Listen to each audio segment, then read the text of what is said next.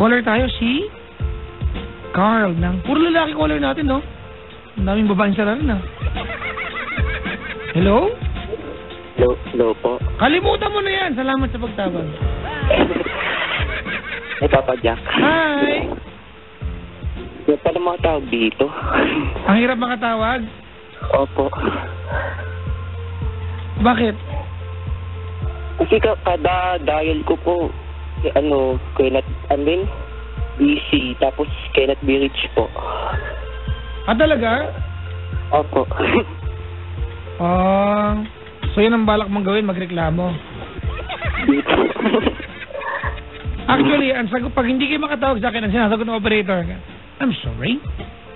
The owner of the phone number you dialed is actually eating right now.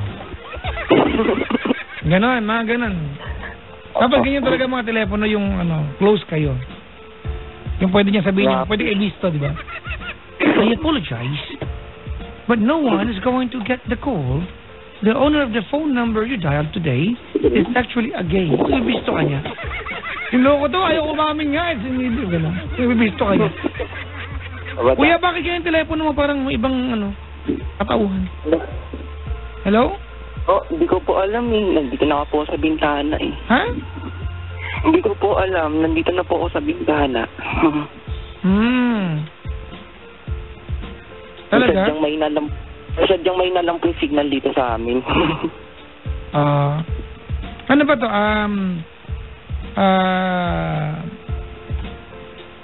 Ano to? Landline cellphone? Opo. Yung globe po. Yung po gamit namin. Okay. Sige na, magkwento ka na. Ano ang paglilingkod ko sa'yo? Kasi Papa Jack, may problema po sa girlfriend ko po eh. Baka naman ikaw ang problema niya. Hindi naman po. Hindi naman. Magkwento ka na, dali. Ano po kasi Papa Jack, parang yun nga, sobrang strict po siya sa akin. Like, yung mga konting bagay lang po, hindi ko po pwede, yung kumbaga bawal po gawin. Kahit tulad po nung chat ko lang po yung classmate ko po kahit importante po. Kapag babae po. Gano'ng katagal na ba kayo? 1 year and 15 months na po pala. Ganon. Opo. Ano ba kayo? Tawag nito,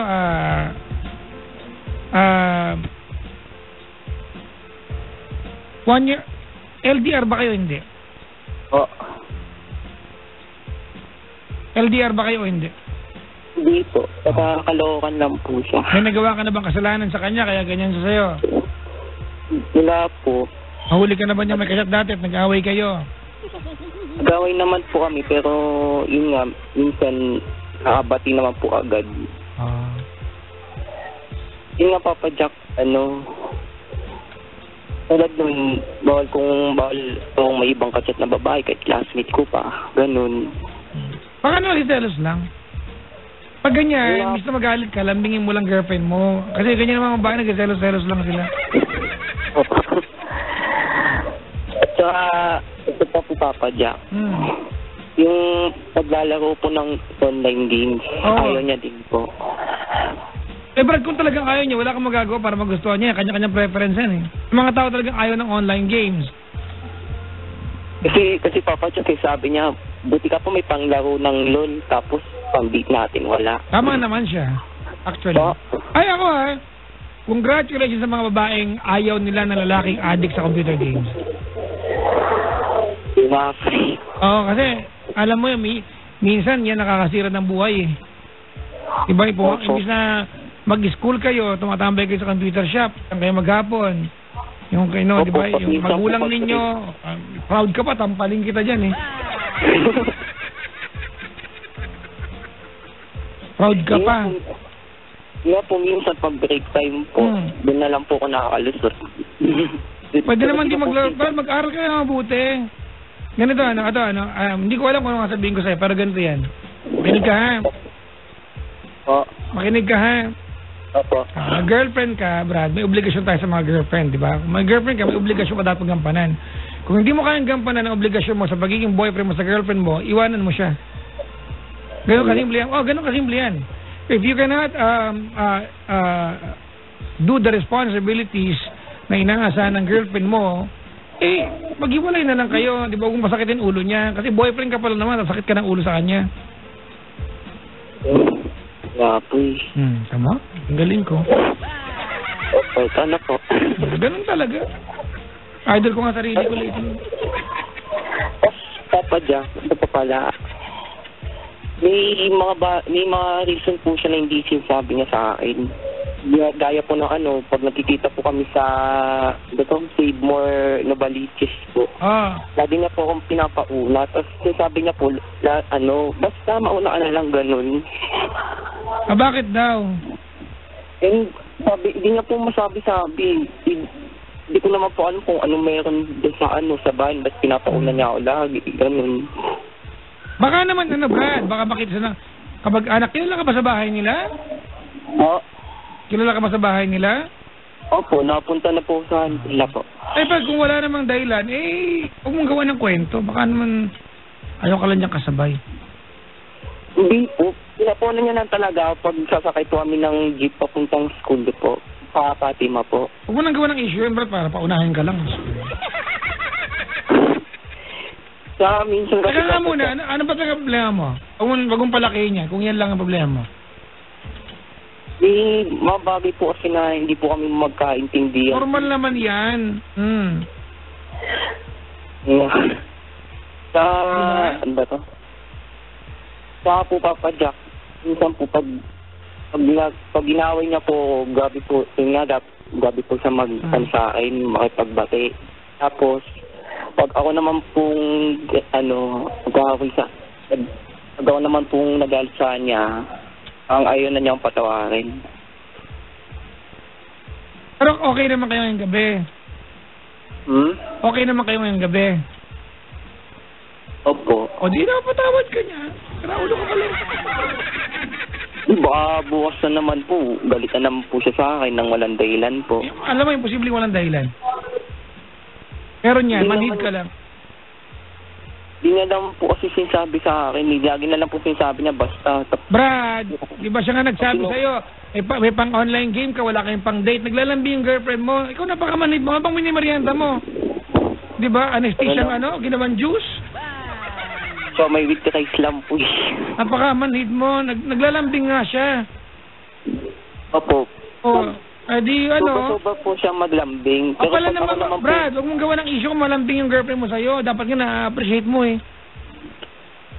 Nga po, tas pag ako naman po nanlalambing sa kanya, ayaw pang nagagalit pa po siya lalo.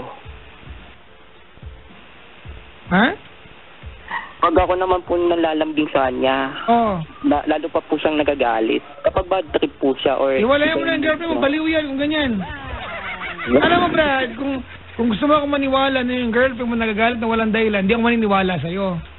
Kasi magagalit siya, may dahilan siya. Mababaw man yan, o malaking dahilan, may dahilan sila. Kung nagmamaang-maangan ka na hindi mo alam, wala namang dahilan, talagang wala tayong magagawa dito. Hindi ko naman pwedeng hulaan kung anong dahilan, bakit siya galit. Bakit? Pinsang ko ba siya? Diba? Opo.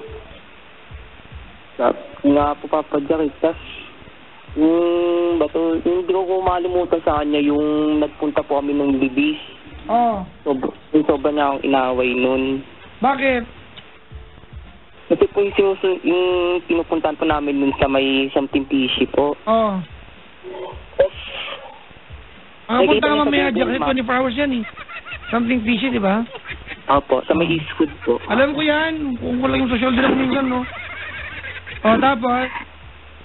Tapos, nag-travel po. Nakita niya po sa Google Maps, simula po yung Cubao hanggang Eastwood. Titignan niya po masinusunod niya po yung Google Maps kaysa sa akin. Tapos, napapadyak sa... Ano yun, Brad?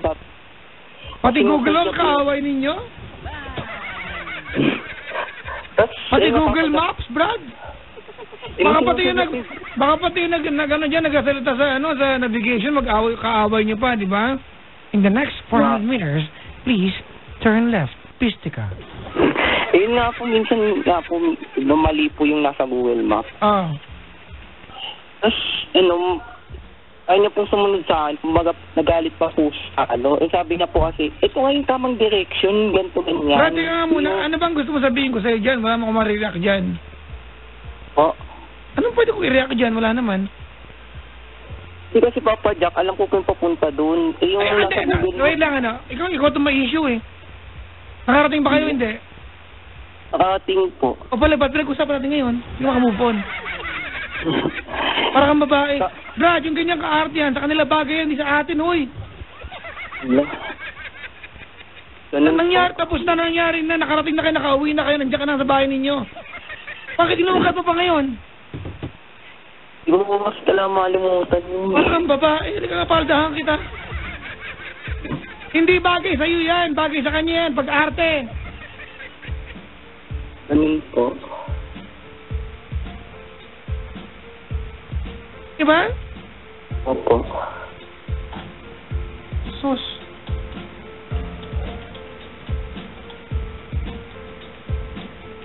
Ay, ito pala yung tanong ko, Papa Jack. Tinan mo? Ang tanong mo? Kung saan talaga matagpuan ang ang something fishy? Ang tanong mo? Po? Kung, yun nga, okay lang po ba tanggapin ko lahat kahit sabihin natin, nakakasakit na po siya sa akin.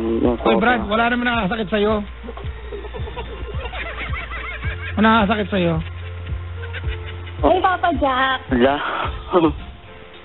Hello daw, Papa Jack. Ikaw kausap ko.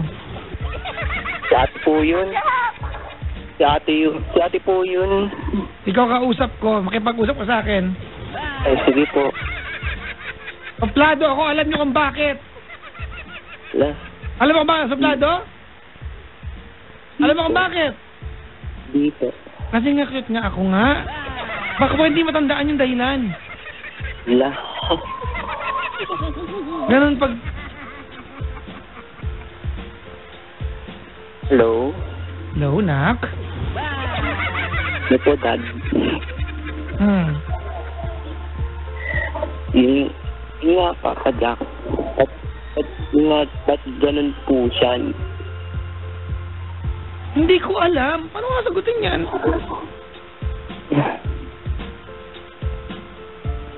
Ikaw walang ma-issue ka. Wala kayong problema ng girlfriend mo ngayong gabi, di ba? Yan ang ayaw ko. Ngayong gabi, wala kayong problema. But you call my show and here you are, nag-uungkat ng problem na nasolve na ninyo. Kasi ganun po talaga, Papa Jack. Bukas meron na naman. Ikaw ang may problema, hindi siya. Kasi ngayong gabi, okay naman kayo eh. Bakit ka tawag dito at magkakuha ka ng problema? Eh, okay naman kayo ngayon. Ang problema, pag nasolve nyo na, kalimutan mo na, Brad. Nasolve nyo na eh. Dito. Yun ang, ikaw, ay nako. Alam mo may masarap mo yung tag-ulan. Alam mo kung ano? Halo-halo po. Hiwalayan ka ng girlfriend mo. Masarap yan. Maisyo ka masyado. Maisyo ka masyado. Paka-issue mo.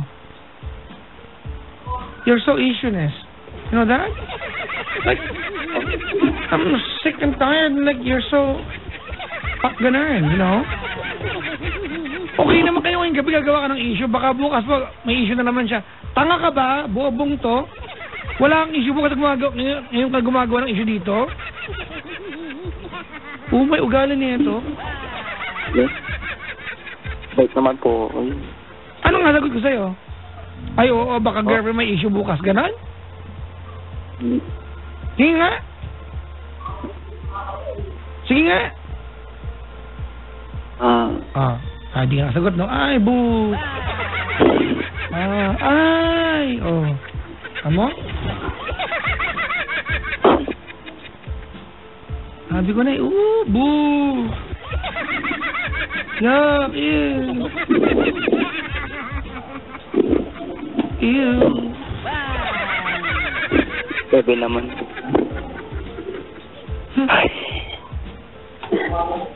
It's true on your face. Ayan. Bango naman po, Papa Jack.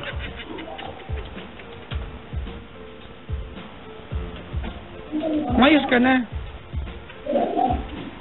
Po. Mayos ka na. Opo. Okay na po. Salamat sa pagtawag. Huwag kang gumawa ng issue, ha? Opo, sorry po. Bye-bye. Ito, babay po. Huwag kang mag-sorry sa akin. Baka maging tayo. Yung isang boyfriend mo. Ano Ay yun? naman, sabi naman po yun. Sa bagay. Naswa mo. Bye-bye. Sige po, bye-bye. Pajak! Bye-bye. Mga kaibigan, yan po yung caller natin, si Carl. Diba?